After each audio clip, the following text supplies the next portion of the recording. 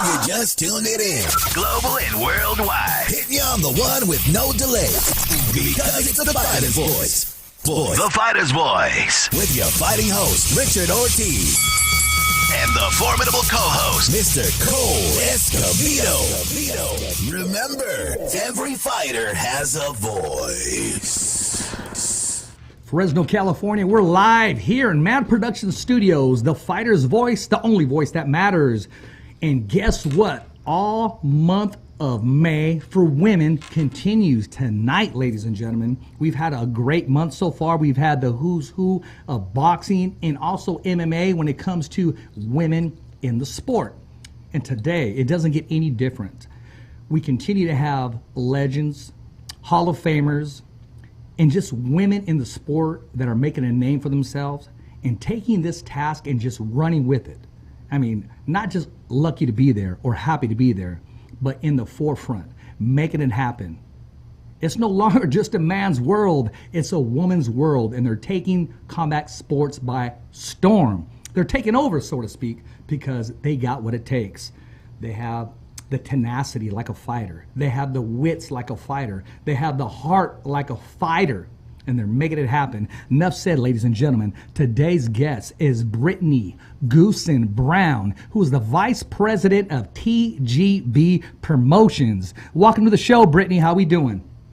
Hey, I'm good. Just trying to push through till we're out of this quarantine and back on the road. Well, you know what? Let's talk about that. You say back on the road and pushing through. What are you doing? How have you adapted? And how have you embraced it? In the beginning, it was really hard it still is. I'm so used to going. I had everything scheduled out through June, all my weekends. I think I had like 2 weekends that I'd be at home and not on the road at a show. Right. So, it happened so quickly. I flew out to DC for that Maryland show that was supposed to happen on March 14th. And the day before, we got word that the Maryland governor was going to pull the plug on any kind of crowds. So, and we decided, to send everyone home. But we were trying to figure out the logistics with all the fighters just landing that day. And it kind of just, we got home and then that was it. There was no goodbye, no, like that we knew was going to be over for a little bit. It was crazy. So that whole flight home, I was just like reading so many articles about coronavirus. I was getting paranoid. I'm still paranoid, but I think we're toward the end of it, hopefully. I believe so. Did you know during that time when you were asked, okay, that this to leave or to pull back, did you think it would be this long, or no. What were you thinking? I had, I'm going to be honest. I knew I was aware of the virus, but I did not take it very seriously. I hadn't really researched it too much. We were in New York the week before for a show, and one of my best friends, she's actually a nurse practitioner, and she had texted me while I was in New York and was like, hey, they have a lot of cases. Be cautious out there. And I was like, okay, yeah, cool. Like, and, we just kept it going. But no, I had no idea. I thought, this is weird. When the NBA pulled the plug, I was on my way to LAX, and I just happened to see my update on Twitter, and it said, the NBA has suspended their season. And that's when I was like, this is a bigger deal than I thought. And then Tom Hanks got it right within then. And I was debating whether to get on the plane or not. But at that time, we were like forging ahead. And no, I had no idea it was going to be like this. None whatsoever. How did your staff take it? How did they receive it? Because I want to also talk about your responsibilities, because, you are holding it down. I was looking at your bio and everything that you do. How did they receive it, and what are their thoughts about it now?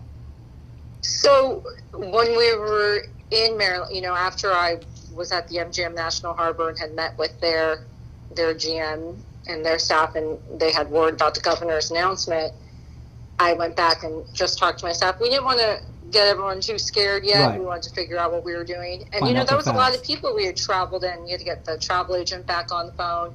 We had to get with the hotel to let them know, we're not going to be using all the rooms that we've booked. If some people hadn't made it to the airport yet, we were canceling their flights and just telling them to stay home. There was a lot of moving parts. So my staff they were great. I mean, Monica volunteered to stay an extra day to make sure like the last flight of one of the fighters could get out. They went and took out extra per diem just for these kids that, we didn't, it was just so sudden that, and some of them were stuck there for a little bit longer than what we wanted, because we tried to get everyone out that night or the next day, but it wasn't really possible. I mean, now they're ready to work. We're a small but mighty team, and I talked to them, we're in constant communication. They're cleaning, they're doing all sorts of different little weird missions, for things that we didn't ever have time to do. So, well, that's the part about embracing the situation that you're in, and you know what, you were able to adapt and embrace it and defeat it because you were born for this. I want to talk about how it was being born into a boxing family, a fighting family. They're not just in the ring, but any obstacle that comes your way, life obstacles. Like this is one of them, and you're winning because you're here on the Fighter's Voice talking about it. But tell all the viewers, the fans, and the followers, what was it like growing up in a boxing family? It was crazy, like you would imagine it would be. I guess I don't know anything else but boxing. So in first and second grade, we used to say, like, my dad's in the kick-ass business, with all my cousins. There's a million of us, too. We all went to school together. My Uncle Joe's has 4 kids, and they're all around our age. And it's just a bunch of us that we going to, like, Vegas, all the fights, they were vacations for us. We didn't have, like, real vacations. Yeah. So it'd be, like, Palm Springs and this and that. I mean, we were choosing not even to go to the fights at some point, just to like hang out at the hotel and have a good time. Oh, wow. But I do say that growing up around boxing, I have a different perspective with the fighters than most people would. Only there's the business side, there's the trainer side that you're like really close to the fighter, and that was kind of more, we were kind of a mom and pop operation. So if a fighter was signed to us, you were in our family. And that meant Christmas Eve with us, Thanksgiving with us, especially if you're in training with my Uncle Joe at the time. Yeah. You weren't escaping us. I had a random fighter at my first Holy Communion. So like it was just it's family. So I think it made me really. That's why I go the extra mile for any of our fighters. Right. I just know what they're sacrificing and what they. I mean, every time they step into that ring, it's not, football. It's not baseball. It's life or death. And anything I can do on the opposite side to make it easier for them, I do. And I'm talking 4-rounder, our 4-rounder guys to the heavyweight champs. So, I mean, they all have the passion for it, the desire, from your dad, Tom, to your uncle, Larry, Dan, and Joe. Yeah. But which one of them has just that passion where, you know what, I'm not even going to sleep. Just put boxing all over me. I mean, which one just has that? My Uncle Dan, who passed away. My Uncle Dan, he was a workaholic. He didn't... Hall of Fame promoter. Yes. And he lived and breathed boxing. Literally, until he was talking to me about business while he was on his deathbed, so. Strong businessman. Constant. It was everything to him. I was the professional he is, suit and tie. I always had his golf clothes on. I mean, just ready to do business. What you see is what you get, but I mean, he just brought it every single time, especially at that press conference. He wasn't afraid to let you know that, hey, I'm still a tough guy. I know the sport. I don't just promote it. I know how to use my hands. My uncles, my dad, they're big guys. I've seen them go with the best of them. They're not to be. They're nice. They're nice until pushed too far, and they're kind of scary. But my Uncle Dan, he was fun. He was good at press conferences too. A little too much with the dad jokes sometimes, but we call them Goossen jokes. They all make them. It's terrible. Oh, Goossen jokes, huh? Oh my God, yeah, such just, Well, now they're like trendy, but growing up with it was always like, there you guys again. There you go. Let's talk a little bit about Joe. I mean, the man has swag. I mean, a trainer, knows how to handle the microphone, knows his boxing inside and out, from the white jean jacket to the feathered hair to the, you know what, I got these two fists and I'm not afraid to lay them in your ass if I have to. Let's talk about him a little bit.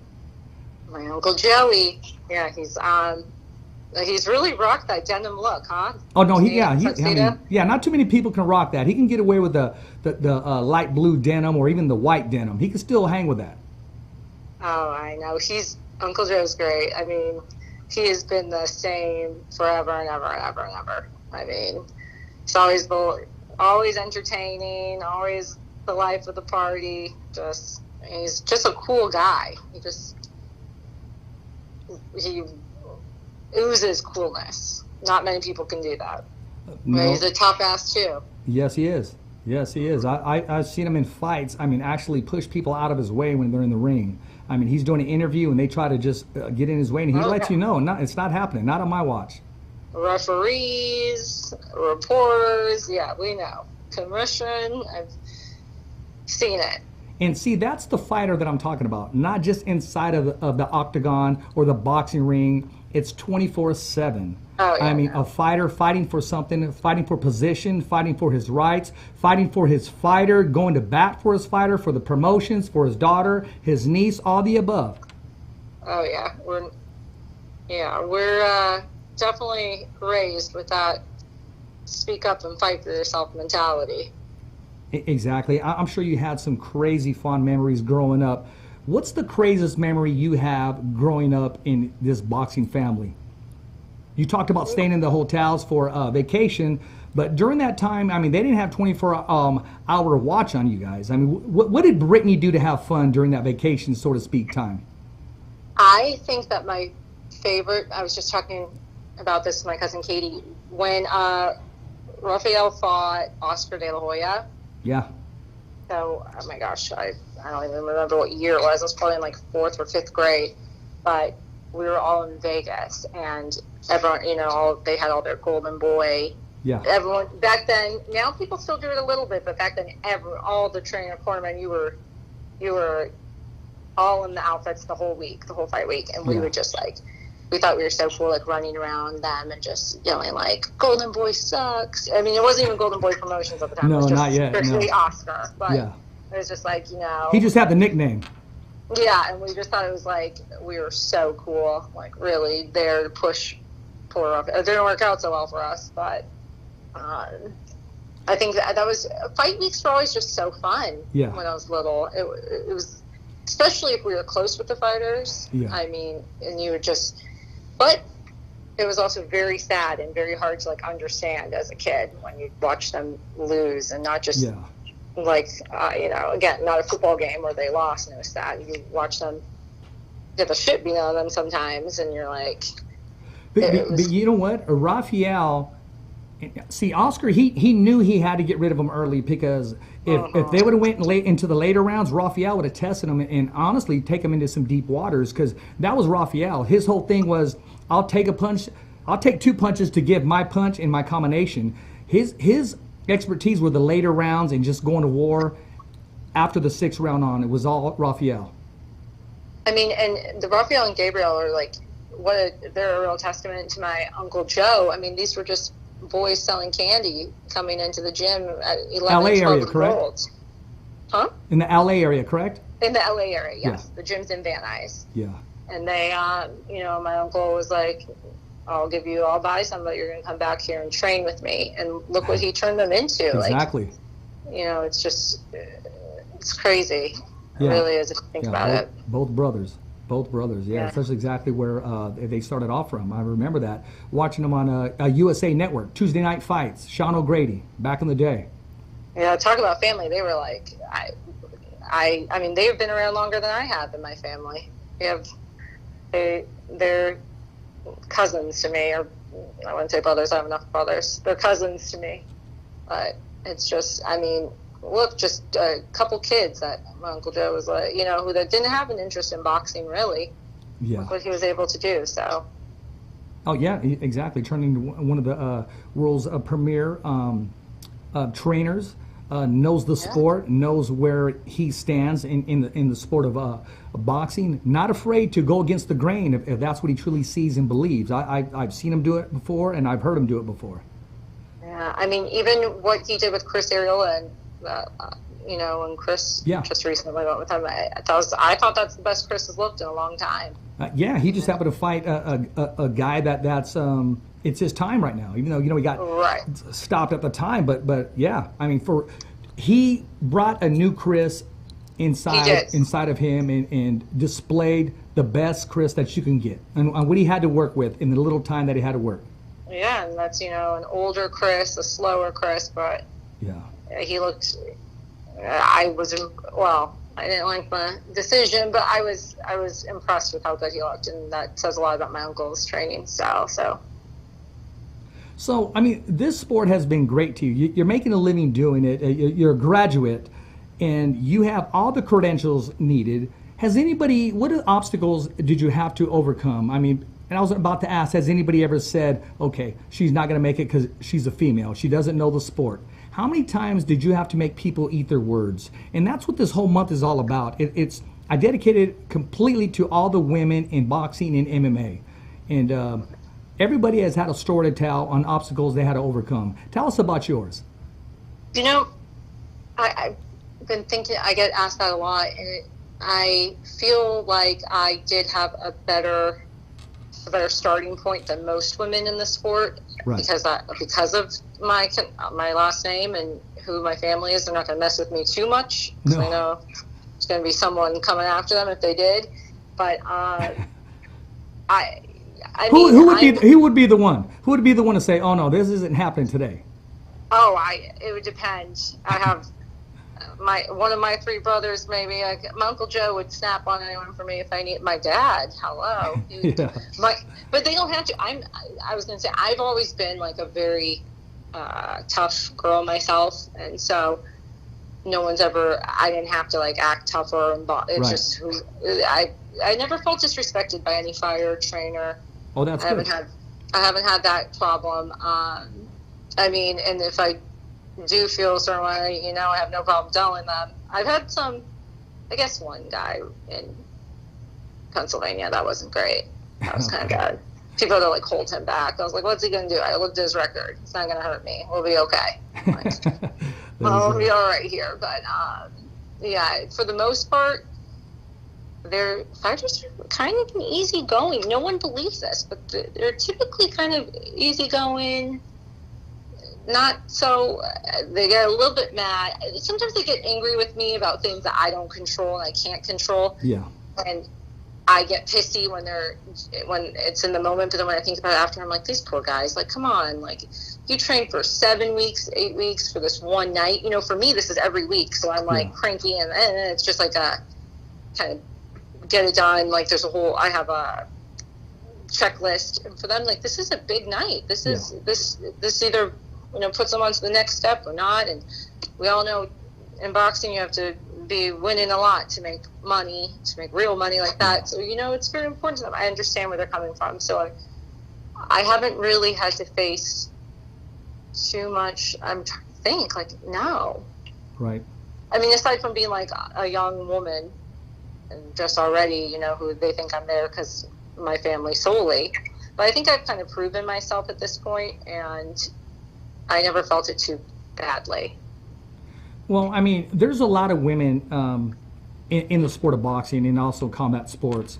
What are some of the women out there that you watch and that you admire? Or you say, you know what, she handled herself very well. Or, you know what, she is a true professional. Kelly Swanson. There you I'd go. say Kelly, I think she's like the godmother to all of us girls in boxing. But she, she's tough when she needs to be. Yes. But she knows what she's doing. She's good. I mean, if I'm in a bind, I call her Lisa, who used to work for Kelly. She was trained by Kelly, so she too. I admired them, and just Kelly's no nonsense, but she's business, but still fun in her own way. definitely look up to Kelly. Oh yeah, especially if Buffalo Bills are playing and they're winning. Oh, she's in a great mood. But if they're losing or they take a nosedive, move out of the way. She was actually on the show 2 weeks ago, and we were sharing those stories of our Buffalo Bills during the football season. Yeah, she's I know. Well, too bad she's not going to have that for a little while. No, I mean, but yeah, I mean, I would call her the godmother of boxing. I mean, definitely a great PR and knows how to handle herself, full of wits, and yeah, absolutely. I can see her be the one where a lot of people look up to, and you know, on everything that she's doing, and try to follow the journey she's going on. And she's been very good about offering advice. Yeah. I mean, not like unsolicited, obviously, but very good. And you know, she's just very to the point, straightforward, and I trust her, and that's hard to come by sometimes. But yeah, definitely Kelly. Okay, good. Now, what do you have to say to somebody that wants to get into the sport of boxing? Maybe because they have the look, or you know what, I kind of like it, but I really don't love it. And you see that because you have to love it. You have to love it. Exactly, I agree with you. But there's also those that are out there that I want the limelight, I want everything without putting in the work. I'm sure you can recognize that. That's what I would tell them, do something else then, because if you don't love this is not. I mean, right now this has been I'm at home and then bored, but there's no season. It doesn't end. There's you don't have. It's not have one game and you won and you get to like go back to the drawing board and decide this for the next week. It's constant. I mean, there's times I have 2 shows a week, and it's a lot of moving parts. It's a lot of people involved. A lot of you have to. There's no hours. I mean, people call me 2 in the morning, 3 in the morning, 6 in the morning, especially during fight week. I mean, you would have to love this to do this like this, because it's your life. You make it your life. Let's talk about Fight Week. You shared that it was so exciting, but what's it like now, knowing that you have all these expectations of you, these duties, this checklist? Not as exciting. No, it's Fight Week.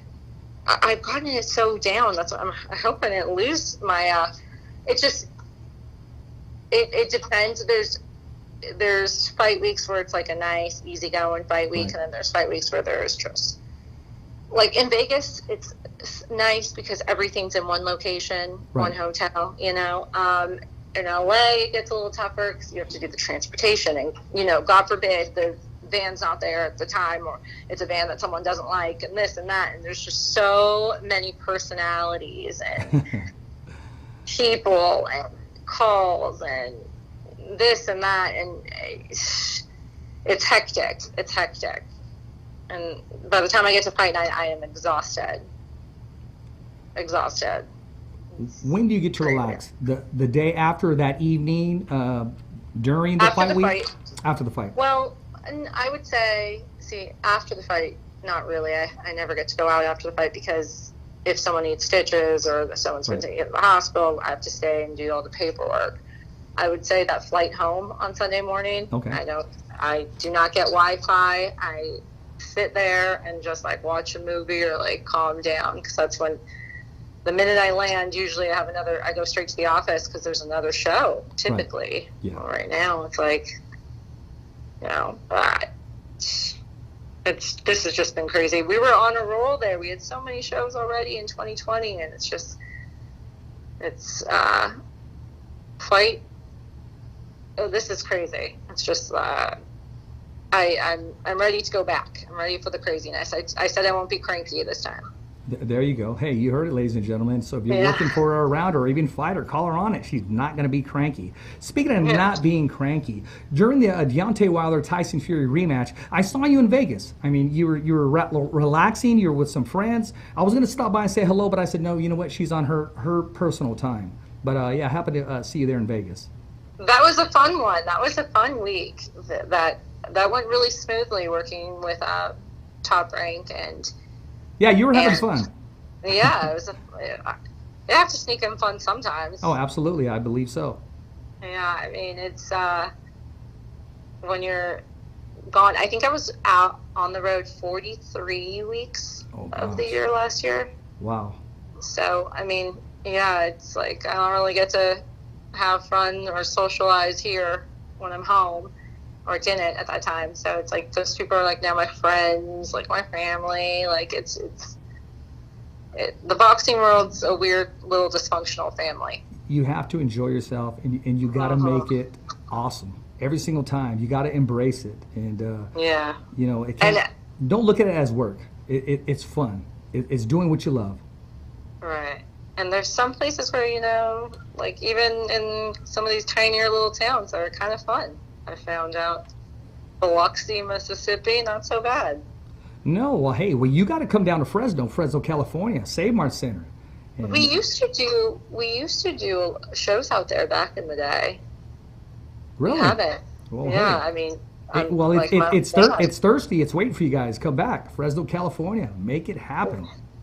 Yeah, I mean, Gavin Newsom. We gotta let him get him to open up some more things. Then we'll get exactly. going. Exactly. I want to talk about a few things and open up a few things, so to speak. I want to ask you, what do you do on your free time when you're not doing boxing?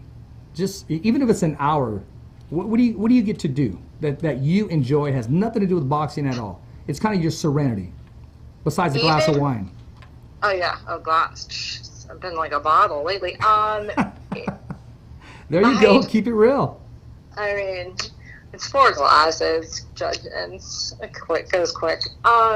I do cardio bar like religiously. I'm very into it. It's like a ballet kind of workout. Right. And that's like, I don't care if it's like the craziest fight ever. I take an hour and just don't even answer my phone during that. And I'm really into baking. It's very therapeutic. Okay. So I bake often and make cakes. I've been getting a lot of time to do that recently. And some people started DMing me to buy cakes. I like made some money off of it. I was like, look at this. I'm hustling. And yeah, it's crazy. Reinventing yourself. Yeah. Exactly. Yeah.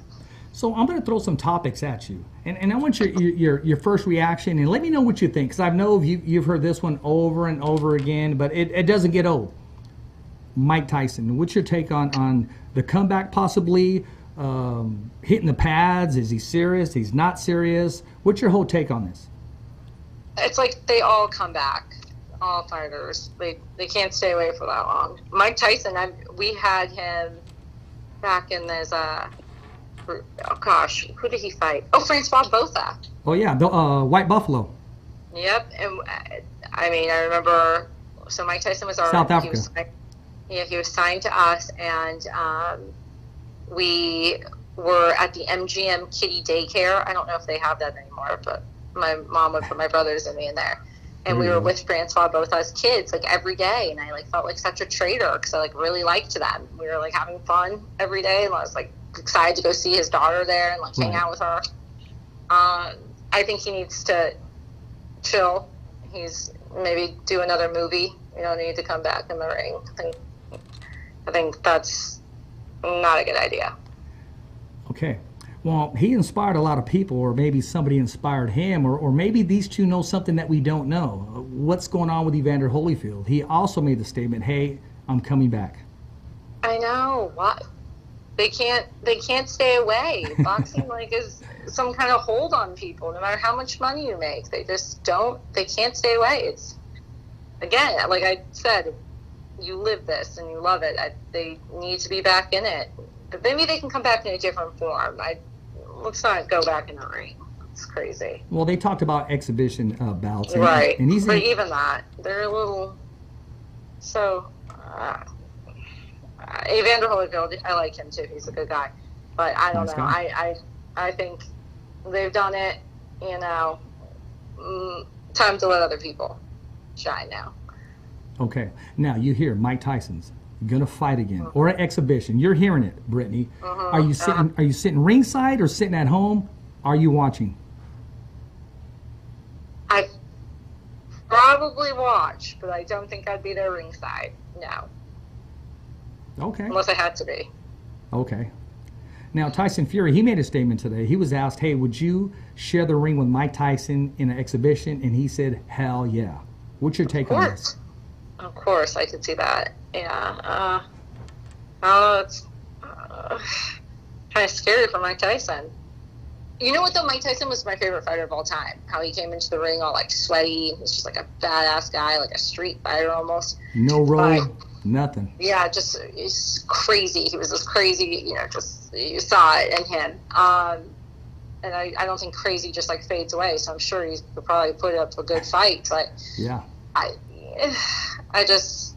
think, you know, bow out gracefully and then keep it going on to something else. It's just my personal take on it. Okay, well, let's talk about today's fighters. Let's talk about Lomachenko. Let's talk about Teofimo Lopez. What's your take on that fight that's supposed to happen in September, and who do you have and why? Did they say where they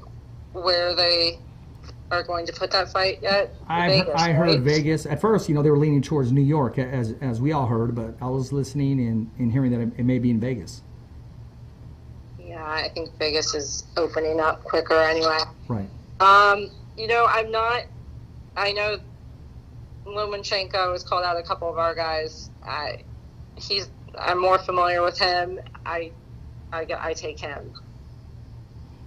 On experience, power, mobility, or just because he's Lomachenko? Experience and just because he's Lomachenko. And I kind of want to see a fight with him and one of my guys in the future, so I want him to keep winning. Oh, there you go. In the business aspect, yes, I could agree with you totally, 100% on that. Yeah. I'll share a story with you, okay? And it wasn't business for me, but still, as a personal fan of the sport, so to speak, when Naseem Hamed was fighting, and he was undefeated, and a lot of people around the neighborhood, they couldn't stand him. They couldn't stand his swag, even though he was working with Emmanuel Stewart. And I would always root for him. Reason being is because I wanted him to stay undefeated. I said, stay undefeated until you fight Marco Antonio Barrera. But Barrera got stopped by Poison Jones. So Barrera had to go back and get a couple victories. But I'll tell you what, it was a sweet victory when he finally shared the ring with Barrera and Naseem Hamed. And, yeah, I gave him that first L. And it was a good fight.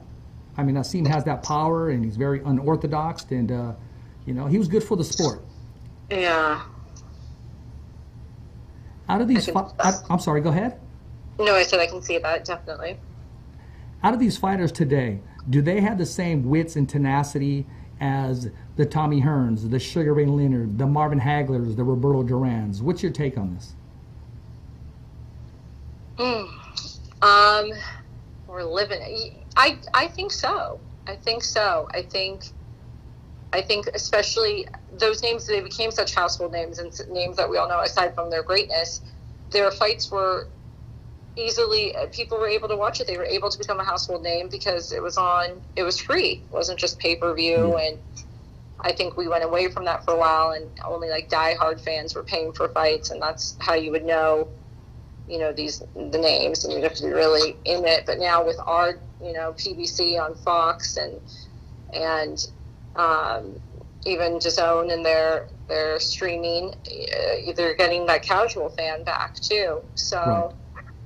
I think that, yeah, some of these guys definitely have the potential to be a big name like that. Tyson and Deontay are definitely, look at their following now. It was huge. Deontay being with the Pope, and just like the things they've gotten to do, and the fame that came, they'll be remembered for, you know, the same thing too, I think. You know what, I agree with you. I think some of today's fighters, you can put them and say, okay, I'm going to put you in the throwback column, because you can hang with those warriors of yesterday that have paved the way for the fighters today. When you see a fighter that's more showmanship than wits and tenacity, how do you groom that? How do you fix that? And as a business person, you just say, okay, it's just all about numbers and business until this guy gets in the ring, or until this girl gets in the ring with the true fighter. Well, sometimes I can't wait if they got like a bad attitude. I'm like, God, like, I can't wait till you fight someone real and see how this goes for you. But, you know, most of my guys that have that kind of persona, that it works for them. Yeah. As bad as that sounds, but like, it doesn't bother me too much. I'm kind of entertained by it myself. I'm talking like the Adrians of the world, you know.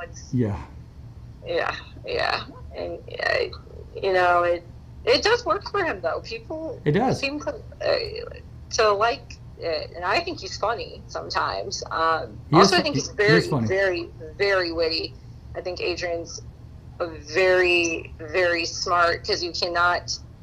I mean, obviously, some of the decisions he made have been so smart, but you can't be that witty without having some kind of intelligence. I'm sorry, and he comes up with things so quickly that it catches me off guard sometimes. And I'm talking just like one-on-one. He'll make a joke about something, and I'm just like, that was funny. Okay, making fun of me, but that was quick. That was funny. So, I'm not too bothered by anyone. I mean, no one's like really mean. They're just kind of, I don't know. They have their own personality. Yeah, they have big personalities. And it all depends on how they woke up that morning. I mean, I've met Broner when he was, didn't want to be bothered. And I met him when he wanted to talk to everybody. Yeah, but then also I see it from the other side. He's, you know, especially during fight week, he's getting in that zone where he might be killed in the ring. We don't understand what's going through their heads. It's beyond my realm of understanding. For me, it's work, and I have to go and do this and that. And for him, everyone could walk you in the ring. All your people could be around you. You have the biggest ring walk in the world. But when that bell rings, it's just you. Absolutely. You're the only one in there, and your life's on the line. And so when they get moody during fight week, also they're making weight. I was about to say that cutting weight is difficult. It's edgy. It's there's a lot going on, especially I have been like sugar free for literally a day and a half, and I'm cranky. So I can't. I know how they feel. It's terrible. You gotta make weight, and then there's all these interviews, and there's all this, and you're just already cranky, and everyone's expecting you to be like a nice person, and you're thinking about this big fight where you could possibly die. I mean, I've been yelled at from some of the fighters for the tiniest things, and even though I get kind of emotional in the moment of it, afterwards I think like, come on, their head just not even there right now. There's so much going on, making weight and this and that and ticket, just God only knows. So I thought I was the only one that gets cranky. Sometimes I'll get cranky right before a show, because I'll get a phone call right before a show, and it's either the co-host or just somebody around there. If you get that phone call an hour before, it's never, I don't care what anybody says, it's never good news. Never. No. Never. You know, I know, and I get cranky too, because it's like, people call me on fight night, maybe 10 minutes before the main event's about to go on, and like, my tickets aren't here at Will Call. It's like, Will Call's closed. Like, yeah, your tickets were there, but what do you want me to do now? You didn't put my name here. Just always I answer like, yeah, like what? I'm not going to do that though this time. I swear. You gotta embrace and say, you know what? Let me help you. It's done. It's there. Where are you at? I'm waiting for you. My feeling once the main event's in the ring, I'm kind of like, oof, okay, all right, we're good. Like, everything. It's on cruise control. Yeah, now we're okay. Like, but there's a lot of people involved. There's a lot of, each fighter has about 4 people with them. Right. It's a lot of people needing a lot of things, but it's not so bad sometimes. What is the the biggest last minute thing you took care of? Where somebody went up to you and said, hey, I mean, like moments before, maybe a day before, they said, hey, I need this. This is what happened. And you're like, really? You're asking me this? Okay. Day of the fight. Not even day of the fight. I would say this poor kid, I guess his bag got lost, but I was like, you've been here 3 days. Like, why didn't you tell me before?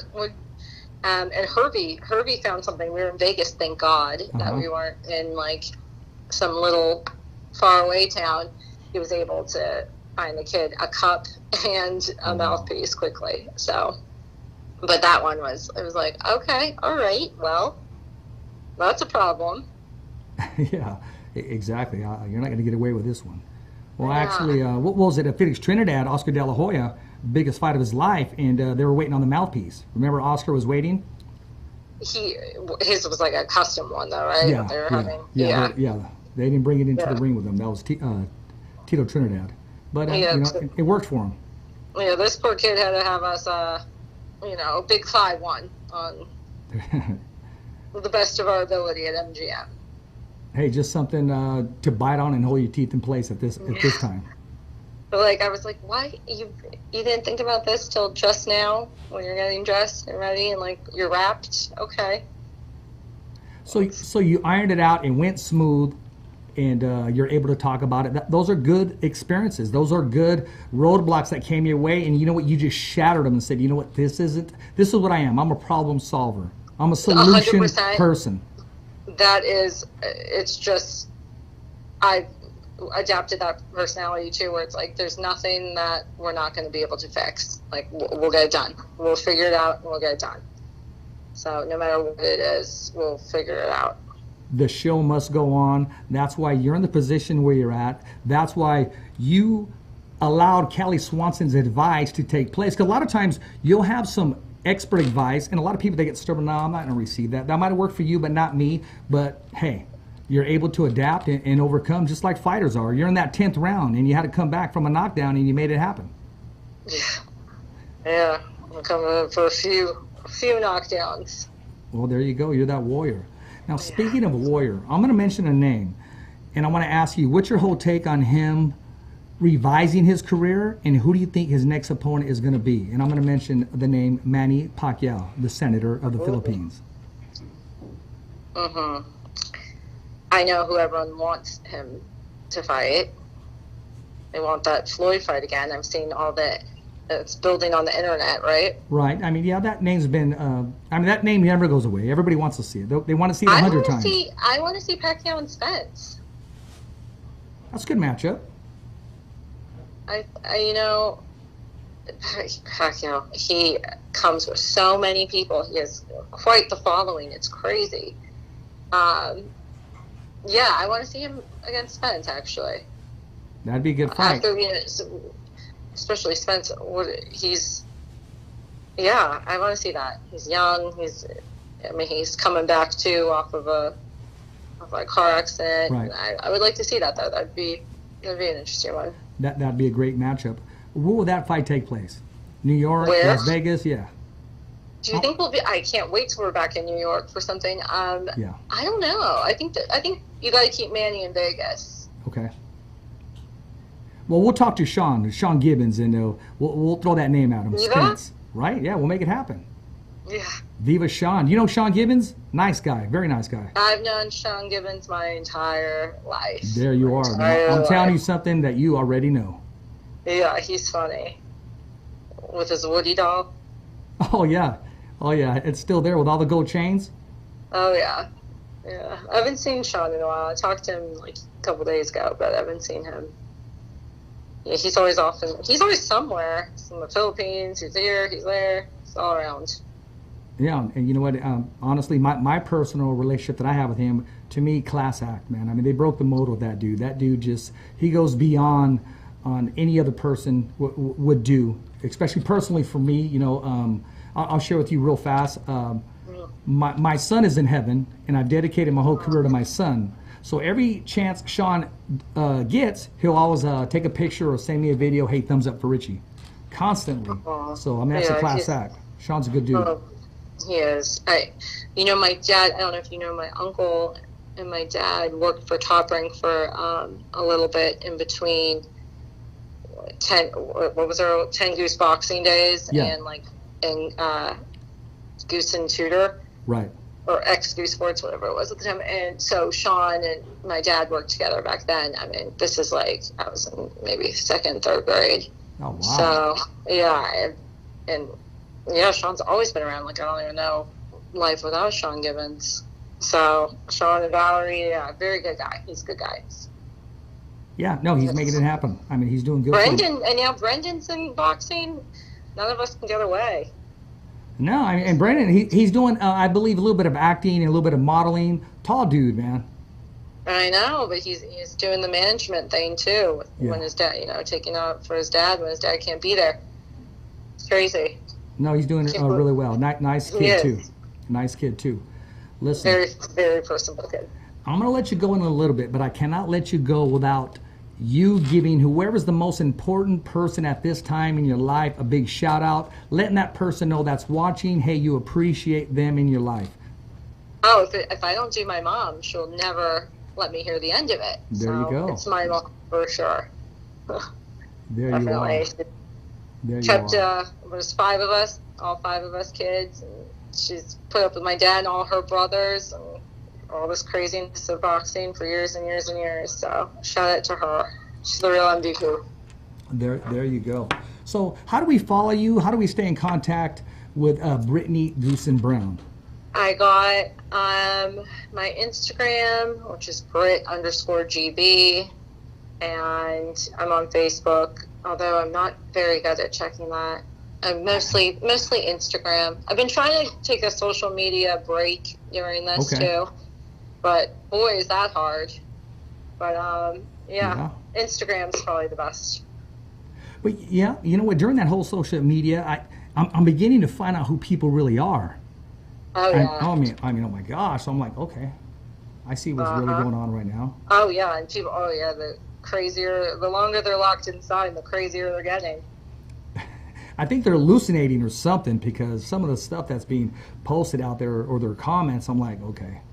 Right, or sometimes they share links, and I'm like, guys, this is not even a legitimate source. Like, before you go and make your whole move on this, let's at least get like a credible news source before we post things. It's just crazy. Yeah, so I've been trying to avoid it. It's just making me angry. Okay, well, I won't tag you anymore because I don't want to make you angry. No, you can tag. That's fine. People, I know, it's reading other people's things. No, I'm just giving you a hard time. I was sharing with you about the whole show and the whole All Women Month of May, and that you're a part of it. It's we awesome. appreciate it.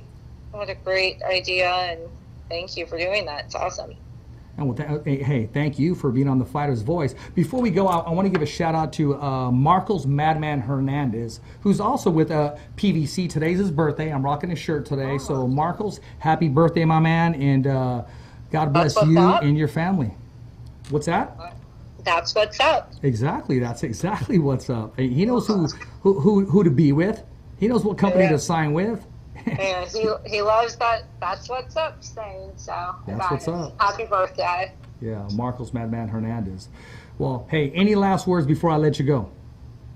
No, I think I'm good. Hopefully, I'll see everyone back at a fight soon, and we'll be, pick up where we left off. Exactly. And next time I do see you in Vegas, even though you're having a good time, I'm just going to ease on by definitely. and just introduce myself and.